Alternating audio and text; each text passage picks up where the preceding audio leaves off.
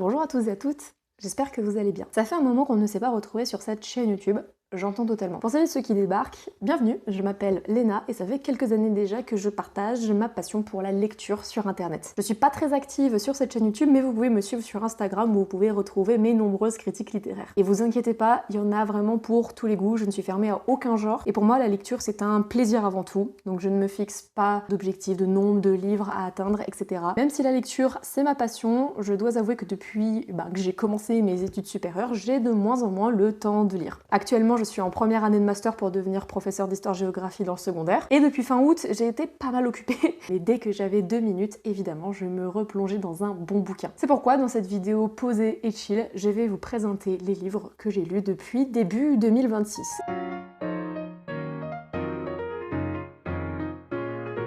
On commence avec Yellowface de Rebecca Kuang. Alors c'est un thriller et roman satirique que j'ai commencé décembre 2025, je crois.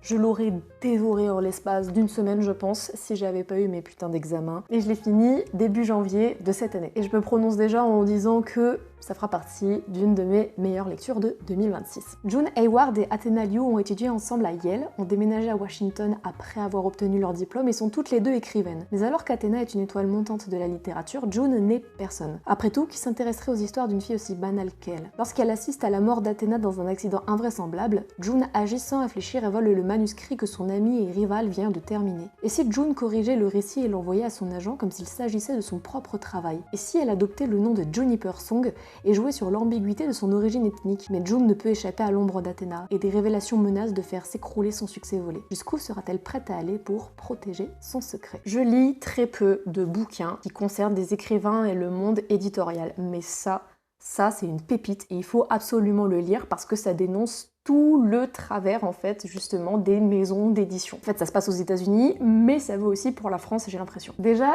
il faut savoir que le personnage de June Hayward, qui est une femme blanche du coup, et la narratrice de ce livre, elle est complètement détestable. En fait parfois elle fait pitié, mais à d'autres moments on a juste envie de la taper. Elle est insécure, elle est jalouse, elle a des tendances autodestructrices, c'est une menteuse, elle est avide d'attention et de gloire, elle est un peu pique-me sur les bords aussi, et tous ses moves sont problématiques. D'ailleurs, bien qu'elle se dise ouverte d'esprit, elle a des takes très racistes à l'égard de la communauté asiatique dans ce bouquin. Pourquoi je vous dis ça? Parce que l'aspect communautaire, le racisme et les questions raciales, les questions ethniques, ça va prendre une place très importante dans ce bouquin. Je vous disais que la narratrice était insupportable et en fait j'adore ce genre de narrateur ou narratrice. C'est le genre de personnage à qui tu ne peux pas faire confiance. Et elle est chiante au possible, mais c'est ça qui la rend terriblement humaine en fait. Et c'est pour ça que j'ai adoré ce bouquin. C'est parce que ça fait très vrai. Elle est pas parfaite ou elle est pas immonde, elle est pas méchante. Et en fait, vous disiez qu'elle était détestable, mais en fait, il y a certains moments dans l'histoire où plus tu creuses, plus tu te rends compte que c'est pas forcément que elle, la sale garce du bouquin. Il y a aussi tout ce qu'elle a vécu en fait dans son passé, son rapport à sa famille, à la société, tout ça.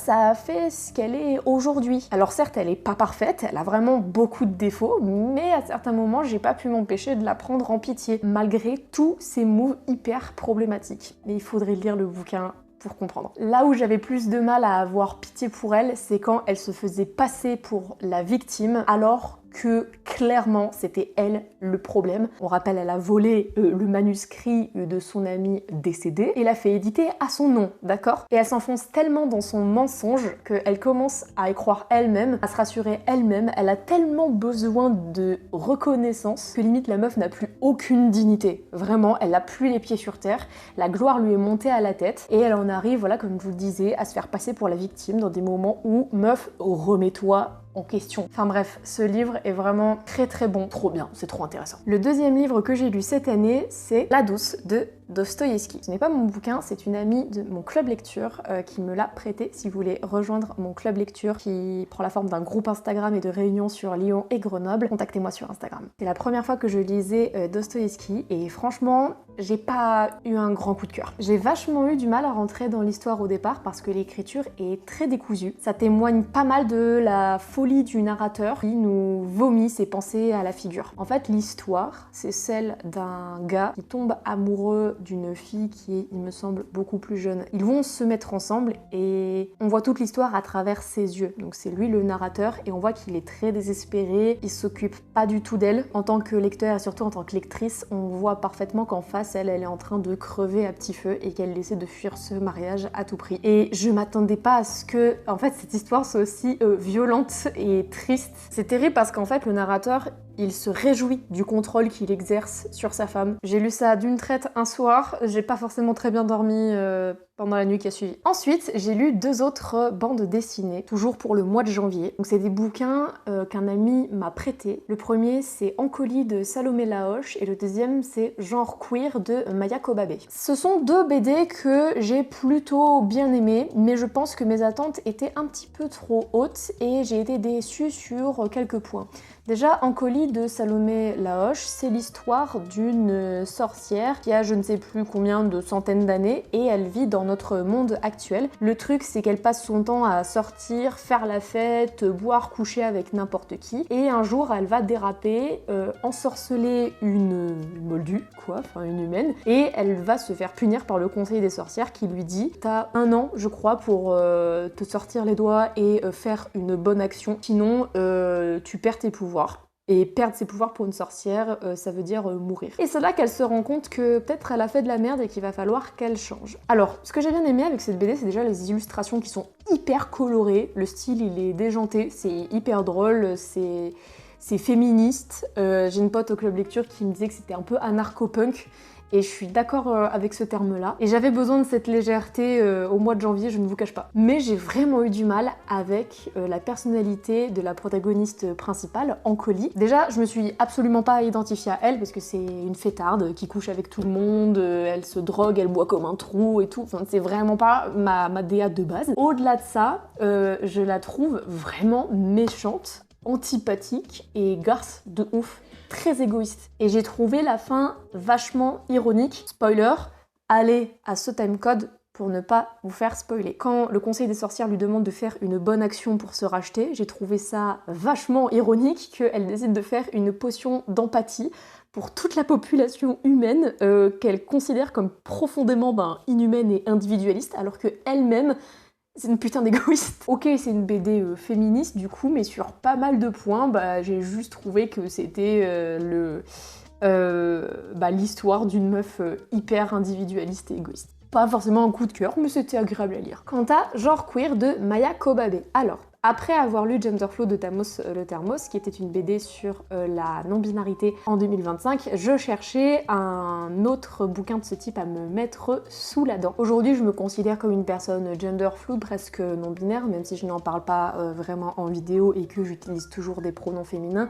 C'est encore une identité que je me cherche depuis quelques années déjà et j'ai besoin de représentation dans les livres en fait pour me sentir légitime de ressentir certaines choses et d'être comme je suis aujourd'hui. Et Genre queer de Maya Kobabe, c'est justement une quête du genre qui est très émouvante, je pense dans laquelle plusieurs personnes non binaires et queer peuvent se retrouver. Ça n'a pas vraiment été mon cas parce que il me semble que c'est une BD autobiographique et j'ai eu un peu de mal à me reconnaître dans Maya du coup. Moi je suis une personne qui s'identifie quand même vachement à ses lectures. J'ai pas réussi à m'identifier au protagoniste parce que c'est pas forcément sur ses questionnements liés au genre, c'est plus sur son vécu personnel. Parce que cette personne a vécu dans un environnement assez hippie aux États-Unis, a été élevée dans une école alternative. Voilà, c'était cette éducation un peu bobo, proche de la nature, avec un entourage hyper ouvert et sensibilisé de fait sur certaines questions LGBTQIA+.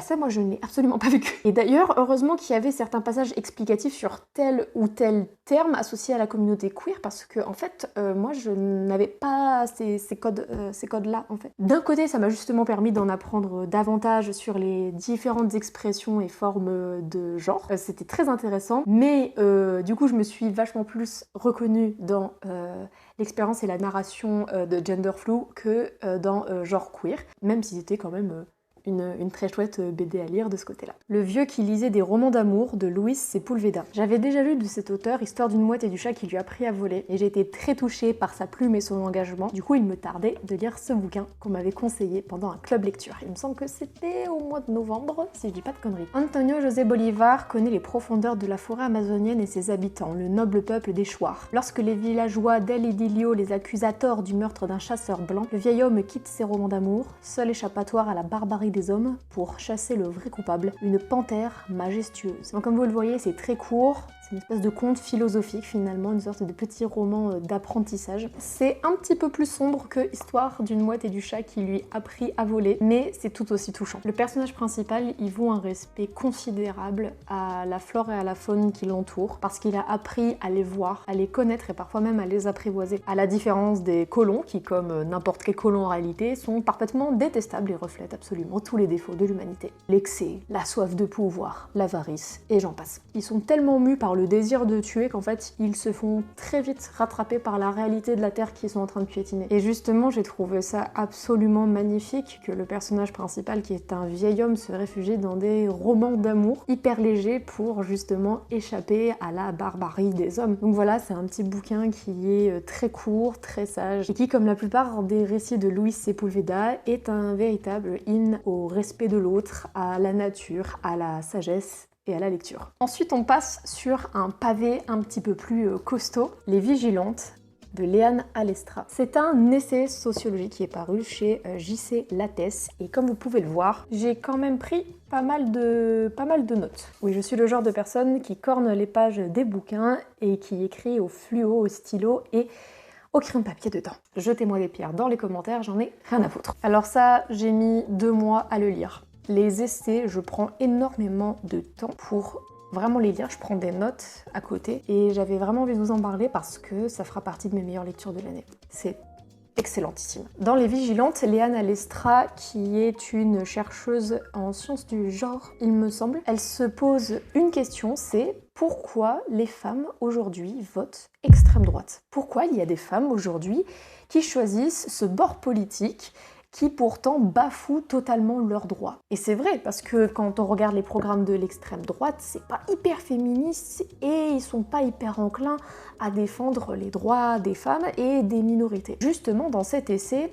Léane Alestra, sans jugement et en s'appuyant sur des arguments historiques, politiques, anthropologiques et sociologiques, elle va essayer de répondre à cette question, à ce paradoxe, et c'est super intéressant parce que dedans il y a des termes sociologiques qui m'ont permis de mettre des mots sur des phénomènes que j'observais autour de moi et que je n'arrivais pas à nommer. C'est un livre qui est prenant, qui est très intelligent. Par contre, je préviens que dans les dernières pages, dans le dernier chapitre, ça prend davantage position. On sort du cadre neutre de la thèse sociologique pour réellement s'inscrire dans un combat idéologique fort. D'ailleurs, Léane Alestra est largement présente sur les réseaux sociaux. Elle ne cache en aucun cas ses positionnements politiques et idéologiques qui sont à gauche, extrême gauche en réalité, mais ça ne l'empêche pas de produire un travail très très intéressant. En fait, c'est organisé comme une dissertation et je trouve que c'est très accessible. Certes, c'est un sujet qui est très lourd, qui est assez épineux, qui est pas mal d'actualité, mais ça se voit que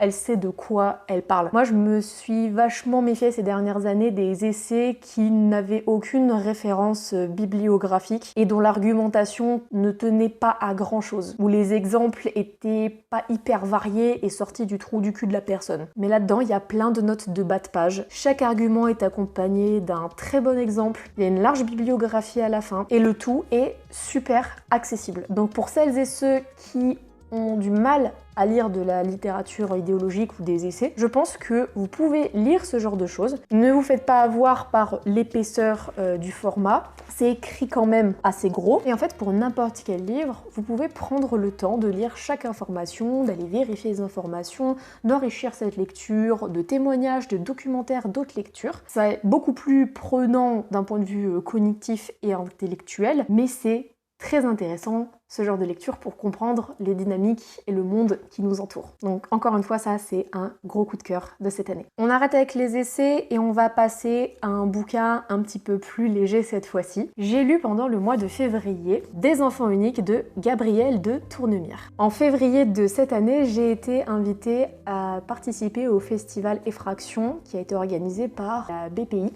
de Pompidou, et c'était la première fois que j'allais à Paris d'ailleurs pour ce festival. Et c'est trop cool parce que j'ai reçu en cadeau Des enfants uniques, donc ce bouquin de Gabrielle de Tournemire, et je l'ai fini un petit peu avant le festival. J'ai eu la chance de pouvoir rencontrer l'autrice lors d'une conférence, de me faire dédicacer le livre, et c'était une lecture hyper touchante. Et pourtant, le postulat de base m'a un petit peu interloquée, et je suis partie un petit peu prudente sur cette lecture, je vais vous expliquer pourquoi. Hector et Luz sont amoureux depuis l'adolescence. Aux yeux du monde, pourtant, ils sont incompatibles. Du panel des amours possibles est exclu le leur. Redoutés par leurs familles respectives, empêchés par la société, ils n'ont nulle place où s'installer. Hector et Luz sont handicapés et visiblement leurs cœurs ont des raisons que les autres font mine d'ignorer. Malgré tout, par leur force et la grâce des rencontres, celle de Carlo notamment leur éducateur, un couple se construit. Roméo et Juliette fragiles et entravés, ils vont chercher à abattre petit à petit les obstacles dont celui-ci tenace de l'infantilisant regard des autres. Gabrielle de Tournemire, il me semble que c'est une jeune trentenaire, même pas, elle a 27 ans aujourd'hui, elle est agrégée de lettres modernes et pendant une année de service civique, elle est allée dans un foyer d'hébergement pour adultes en situation de handicap. Et au sortir de cette expérience hyper enrichissante, elle a décidé d'écrire Des enfants uniques. Elle n'est pas allée dans ce centre d'hébergement pour adultes handicapés pour avoir des informations parce qu'elle prévoyait d'écrire un bouquin là-dessus. C'est vraiment à l'issue de cette expérience qu'elle s'est dit il faut que j'écrive un bouquin sur ce que j'ai vécu là-bas. Alors, ce n'est pas un récit autobiographique, hein, c'est vraiment un roman, c'est une fiction, mais je trouve ça trop bien parce que elle met en avant déjà un couple d'adolescents qui sont tous les deux handicapés et elle montre tous les regards qu'il y a autour d'eux mais aussi le leur. Et pourquoi je vous disais que je partais assez prudente au début de la lecture, c'est parce qu'en fait Gabrielle de Tournemire, à moins que je me trompe en tout cas, c'est une personne qui est valide. Et une personne valide qui écrit sur des personnes handicapées, aujourd'hui, il faut faire ça bien.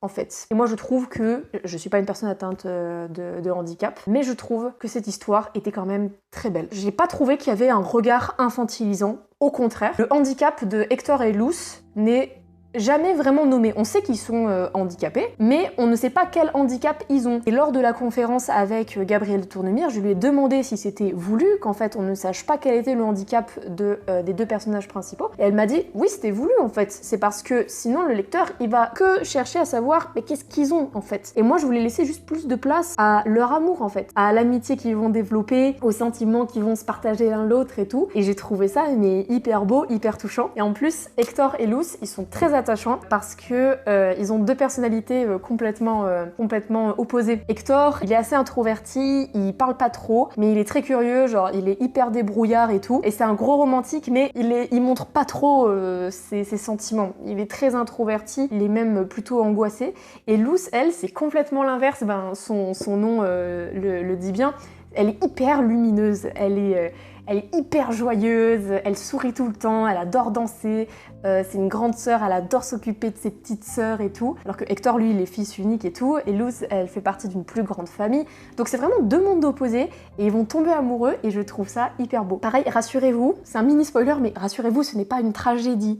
Parce que pareil, là aussi, je me suis dit, livre sur un amour impossible écrit par une personne valide, forcément qu'il y a des gamins qui va mourir à la fin, ou il va y avoir un drame à un moment donné. Non, c'est juste une belle histoire. Enfin, une belle histoire d'amour. Alors, belle histoire d'amour, certes, mais qui, comme l'indiquait la 4e de couverture, est quand même entravée par le regard infantilisant que la société porte sur cette relation, en fait, qui est hyper malsaine, hyper infantilisante, qui a une curiosité hyper déplacée sur ce couple un petit peu atypique. Et tu vois, en fait, tous ces regards-là. T'as le regard de l'éducateur qui fait tout pour que Hector et Luz, ils aient une belle vie ensemble. T'as le regard des parents. La famille de Luz, ils sont un petit peu chill, ils veulent juste que leur gamine elle soit heureuse alors qu'elle a un lourd handicap vraiment. Et de l'autre côté, dans la famille d'Hector, ils sont genre hyper carrés, hyper pointilleux, un peu trop maternants avec lui, mais ce qui peut se comprendre en fait. À un moment, ils veulent emménager en appartement tous les deux. Quand sur le dossier, il est écrit que c'est deux adultes en situation de handicap. et ben en fait ils se prennent des refus mais de tous les proprios parce qu'ils pensent que ils vont pas être autonomes, ils vont foutre l'appart en bordel, ils vont être sales et tout machin. Et ça aussi, ça dénonce aussi le regard que la société porte sur les individus handicapés, mais aussi sur les couples de personnes handicapées qui sont aujourd'hui hyper stigmatisées. Et j'ai appris énormément de choses là-dedans. Alors des fois c'était pas toujours facile à lire, il y a des trucs qui sont assez lourds. C'est atténué par la légèreté de l'amour qu'il y a entre Hector et Luz qui est c'est hyper touchant. Voilà. Bon, alors là, oh my god, on passe à une de mes meilleures lectures de l'année. Brûle bleu de Léna Pongelard. Oh my fucking Christ. Ce bouquin, je l'ai reçu en service presse de la maison d'édition Christian Bourgois et je l'ai lu entre le mois de février et le mois de mars. C'est la première fois depuis très longtemps qu'un livre me fait chialer comme une merde à la fin, je vous jure. Alors que c'est pas du tout le genre de livre que je lis à la base. Silas vit et travaille à l'auberge de l'Écu depuis toujours. Lui et ses semblables aident Roland, l'aubergiste, à tenir le lieu pour que les voyageurs de passage s'y délestent prestement de leurs économies. Chaque jour, invariablement, Silas plie les draps, passe le balai, se rend à lavoir, plume les volailles, broie les épices et recommence. Il existe pour cela uniquement, car c'est ainsi qu'il a été créé. Mais un matin, Silas s'interroge sur son corps bleu, sur son statut de créature, sur l'origine des choses et leurs conséquences. Il n'en tire aucune conclusion, seulement d'autres questions encore qui pleuvent comme les amandes sur les plats des jours de fête. À force de réflexion, Silas est pris de vertige. Il ne suit plus tout à fait le déroulement normal de ses journées, arraché à sa stricte routine par un trop-plein de bruit, d'odeurs, de couleurs, de sensations. Et puis arrive à l'auberge le sieur Octave de Gorvod, chevalier sans terre en mission. Sa liberté, sa verve, son avide curiosité deviennent le catalyseur de la révolution intérieure de Silas. Alors autour de lui, le monde s'ordonne et s'embrase, le confrontant au brûlant désir de vivre et d'aimer. Si on m'avait dit qu'un roman fantastique, médiéval, queer, me ferait autant chialer et me tiendrait autant en haleine, je ne l'aurais jamais cru. Je peux pas vous spoiler. En fait, c'est terrible parce qu'à part la 4e de couverture, je ne peux pas plus m'avancer sur ce bouquin. Déjà, l'autrice a fait des recherches de malades pour ce bouquin. Souvent quand c'est des univers un petit peu fantaisistes qui s'inspirent, c'est du médiévalisme souvent, c'est mal fait, il y a plein d'anachronismes et tout, et là, à la fin, on voit, je vais y arriver, à la fin, on voit genre toutes les refs, toutes les recherches que l'autrice a fait sur des lieux, sur des noms, sur des expressions de l'époque et tout, c'est hyper intéressant. On s'y croirait, genre, vraiment. Je ne suis pas une spécialiste de l'époque médiévale, loin de là, mais vraiment, on a l'impression d'y être. Bien sûr, il y a une dimension fantastique derrière qui nous immerge un peu dans un univers particulier, mais c'est assez ténu quand même, ça prend pas toute la place. Et j'ai trouvé ça très fin. Très bien écrit, des fois c'était même un peu drôle, il y avait certaines légèretés. Par contre, la fin, sortez les mouchoirs, vraiment, moi j'adore. En fait, je disais même encore l'année dernière que j'aimais pas les romances. Ces 2 derniers livres m'ont prouvé qu'en fait, si, j'aime les histoires d'amour, mais il faut juste que je tombe sur les bonnes. Et en fait, j'aime beaucoup quand c'est léger, c'est doux, c'est pas niais, c'est pas violent, c'est pas cucul-à-praline, mais j'aime bien quand c'est léger, c'est beau, c'est réel, c'est romantique, ou quand c'est hyper tragique et triste à la Roméo et Juliette, quoi. Et franchement, en fait, c'est ça, je pensais pas que ce combo, il me plairait autant. Enfin, le pari, il était risqué à la base quand même, hein. On dirait un mélange de chansons de geste, de romans courtois, de romans fantastiques et de romans queer. Je savais pas que c'était des tropes qui m'intéressaient à la base. Merci Léna Pongelard. Putain, mais merci, j'ai kiffé ce bouquin. Allez, on enchaîne. Il y a pas longtemps, j'ai lu Toutes les vies de Rebecca Warrior. C'est un bouquin que j'ai acheté au Festival Effraction à Paris en février et je l'ai lu là au mois d'avril. Je l'ai fini en quelques jours parce que c'est écrit assez gros quand même et l'histoire, bien que très triste quand même, se lit facilement. Donc c'est une tranche de vie de Rebecca Warrior. Rebecca Warrior, si vous ne la connaissez pas, c'est une célèbre DJ française. Et moi, je ne la connaissais pas avant de la rencontrer au Festival Effraction. C'est sa conférence où elle a présenté ce bouquin qui m'a convaincue de l'acheter. Alors c'est très beau, c'est très puissant, c'est très bien écrit. Par contre, c'est le récit d'un deuil. Rebecca Warrior, en fait, elle a perdu sa femme Pauline il y a une dizaine d'années d'un cancer. Et cette Pauline est morte assez jeune du cancer. Il me semble qu'elle n'avait même pas 40 ans. Donc c'est une véritable tragédie. Et Rebecca Warrior, en fait, elle était en couple avec elle depuis 7 ou 8 ans, je crois, avant que sa femme décède. Ce livre, c'est le récit de l'accompagnement de sa femme, du fait qu'elle soit tombée dans la maladie, de son deuil aussi, parce que dans ce livre, il y a aussi la période du deuil qui était inévitable parce que son cancer était très très grave. En fait, je dirais que le bouquin se compose en 3 parties. La première partie, c'est la maladie. La deuxième partie, c'est le deuil. Et la troisième partie, c'est la reconstruction. Donc c'est plus une partie du deuil. L'autrice, du coup, Rebecca Warrior, essaie de se reconstruire à travers le bouddhisme notamment, et la pratique du zazen. Je ne connaissais absolument pas ce genre de pratique, c'est une genre de pratique méditative issue du bouddhisme. On a l'impression de faire ce cheminement avec elle, et c'est très beau, c'est touchant. Ça concerne des histoires de deuil comme ça, j'ai pas vraiment de légitimité à faire un retour dessus, parce que je pourrais faire un retour sur l'écriture, mais l'écriture est simple, très belle, des fois ça alterne entre narration personnelle, style épistolaire, des fois elle fait des listes, ce que je trouve aussi très intéressant. Mais en fait, lorsqu'il s'agit d'une histoire pareille, je ne peux que saluer l'auteur d'avoir le courage en fait de replonger dans ses traumatismes pour nous en faire part, et c'est une forme de catharsis. Ce qui m'a convaincue de lire ce livre aussi, et ce qui m'a extrêmement touchée, c'est lors de la conférence où j'avais pas encore lu le livre et je ne l'avais pas encore acheté, quand à Paris, Rebecca Warrior a dit lors de la conférence à la journaliste qui l'interviewait qu'en fait ce livre pour elle, ce n'était pas une nouvelle rencontre avec Pauline, sa défunte femme, mais c'était un adieu. Ça m'a vraiment touchée. En fait, on a l'impression que c'est une immense lettre d'adieu. J'allais dire, on retombe dans un peu plus de légèreté maintenant pour le dernier livre en date que j'ai lu, et en fait, pas tant que ça. Le goût des garçons de Joy Majdalani, c'est un tout petit livre que j'ai lu en quelques jours et que j'ai fini hier. C'est un livre que j'avais repéré dans une librairie féministe il y a quelques années, qui était dans ma wishlist depuis un moment, et je l'ai commandé sur Recycle Livre, donc il est arrivé en très bon état, je suis très contente. C'est une histoire qui est très intéressante et qui est vachement déroutante. Elles sont de bonnes familles, bien élevées, collégiennes dans un établissement strict, elles n'ont que le désir en tête. La narratrice, qui a 13 ans, rêve de garçons, de leur sexe, de faire l'amour avec eux. Elle s'allie à la terrible Bruna, rivale et confidente, qui s'est dénichée sur internet des garçons avec qui s'adonnait à des conversations téléphoniques interdites. Bruna lui tend un piège où elle tombe avec naïveté. Qu'importe les fâcheux qui la traitent de pute, il lui faut goûter aux garçons. Légende, ragot, ignorance, peur, élan, embûche, alliance, traîtrise, téléphone, internet, tout tourne autour des garçons et de leur corps mystérieux dans un mélange de crainte, de fantasme et de romantisme. Genre, ok, c'était super bien écrit, c'est cru.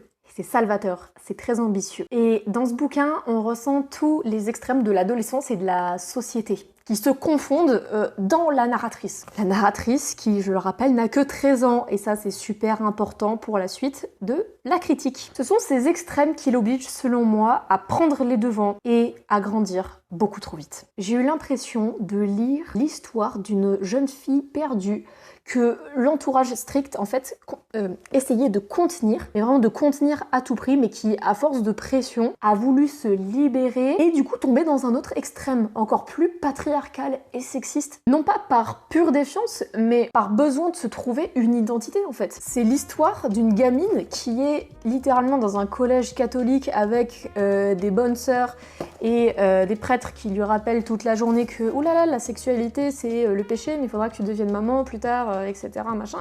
Et à côté de ça, qui traîne avec des amis de son âge qui ont 13-14 ans, qui commencent à avoir des expériences sexuelles avec des garçons, clairement. Donc c'est vraiment les deux opposés, on peut le dire. Et en fait, elle se cherche vraiment, et elle veut faire comme les autres filles, elle veut être comme les dangereuses, comme ces bandes de filles qui sont traitées de putains, de vulgaires et tout, alors qu'elles n'ont que 13-14 ans. Et la narratrice, elle veut être comme elle, et même elle veut aller plus loin. Et en fait, je comprends le message derrière de la jeune fille révoltée qui veut être délivrée. Oui, elle veut goûter aux garçons, en fait. Elle veut être désirée, elle veut désirer les garçons.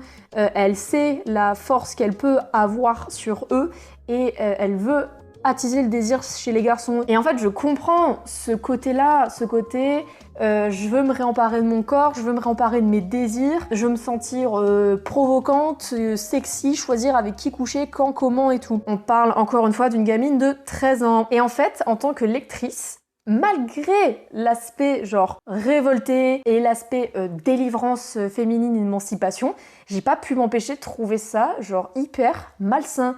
Parce que la gamine, sa seule obsession, c'est de plaire aux garçons. Et puis, elle est pas hyper épanouie non plus dans ses relations avec les mecs, dans la relation avec son corps et dans la relation avec les autres filles. Clairement, ce n'est pas une histoire de sororité. Toutes les autres filles sont considérées comme des dangers potentiels. Il n'y a aucune sororité, aucune amitié véritable. Les autres femmes qui sont dépeintes dans ce roman, ce sont soit des sœurs qui sont vues comme une entrave en fait à son adolescence et à son épanouissement, et sa mère et les autres mères du quartier, les autres mères de bonne famille, qui veulent à tout prix conserver leur enfant. La gamine, elle pense qu'elle ne peut se trouver, qu'elle ne peut vivre qu'à travers les yeux des garçons qu'elle va rencontrer. Le désir de plaire aux garçons, il s'érige comme l'objectif suprême. Alors oui, elle fait des erreurs, oui, elle se découvre, oui, elle a la curiosité de l'adolescence, de la puberté, tout ça. Sous couvert, encore une fois, d'émancipation féminine, je trouve qu'elle retombe dans un autre schéma patriarcal et sexiste qui est celui de la pick-me, en fait, clairement. Son but, c'est pas de se découvrir et de s'aimer, de s'épanouir à travers la sexualité. Elle ne bénéficie d'ailleurs que de quasiment aucune éducation sexuelle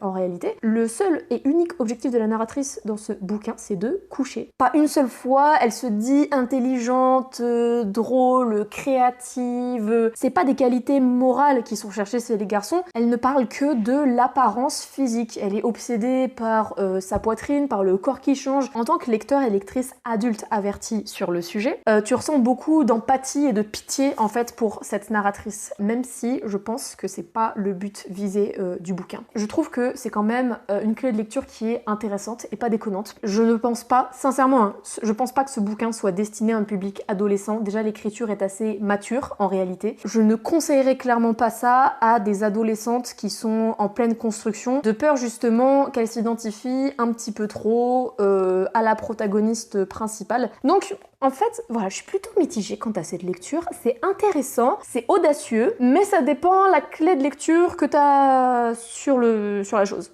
Voilà. En tout cas, je vous remercie d'avoir suivi cette vidéo. Je n'ai plus de voix parce que je me suis trop enjaillée à la fin de cette vidéo. Merci beaucoup de l'avoir regardée. Voilà, n'hésitez pas à vous abonner si c'est pas déjà fait, à commenter, à partager la vidéo. Voilà, on se retrouve bientôt, j'espère. Je ne sais pas quand. Je publie pas très régulièrement sur cette chaîne YouTube, mais ça me fait plaisir de tourner cette petite vidéo chill. Voilà. Prenez soin de vous et sur ce, des bisous. Bye.